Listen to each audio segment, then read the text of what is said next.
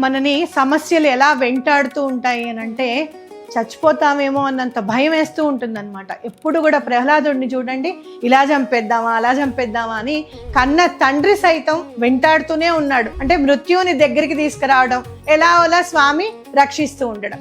మరి అలాంటి హిరణ్యకశిపుణ్ణి ఈ స్తంభంలో ఉన్నాడా అంటే నరసింహస్వామి నేను ఉన్నాను అని చెప్పి వచ్చి చంపేశాడు. అంటే మనం చూసుకుంటే గనక మన సమస్యలు ఎలా వెంటాడుతూ ఉంటాయి అని అంటే ఇవాళో రేపో మన పరువు పోతుందనో, లేదు అంటే ఇవాళో రేపో మన ప్రాణం వదిలేయాల్సి వస్తుందేమో అన్నంత విధంగా వెంటాడుతూ ఉంటాయి.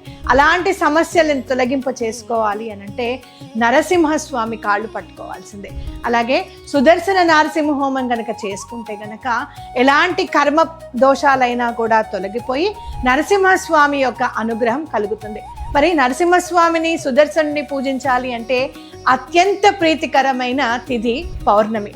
ఎందుకు అనంటే నేచర్లో ఉన్న కళలన్నీ కూడా ఆ రోజు భూమి పైన వెన్నెల రూపంలో ఉంటూ ఉంటాయన్నమాట. కాబట్టి పౌర్ణమి నాడు గనక లక్ష్మీ నరసింహస్వామిని సుదర్శన చక్రాన్ని గనక మనం పూజిస్తే ఎలాంటి ఈతి బాధలైనా కూడా, శత్రు బాధలు కానివ్వండి, ఫైనాన్షియల్ ప్రాబ్లమ్స్ కానివ్వండి, సంతానలేమి కానివ్వండి, శత్రు బాధ కానివ్వండి, లేదు అంటే గనక ఈ బ్లాక్ మ్యాజిక్స్ వల్ల ఇబ్బంది పడుతున్నామని కానివ్వండి, ఎలాంటి ఇబ్బందులైనా కూడా తొలగిపోతాయి. జూన్ 29వ తారీఖు సుదర్శన నరసింహ హోమం వేద మందిర్ ఆధ్వర్యంలో జరుపుకుంటున్నాం. గోత్రనామాలు ఇవ్వడానికి కింద స్క్రోల్ అవుతున్న నెంబర్స్ని కాంటాక్ట్ చేయండి.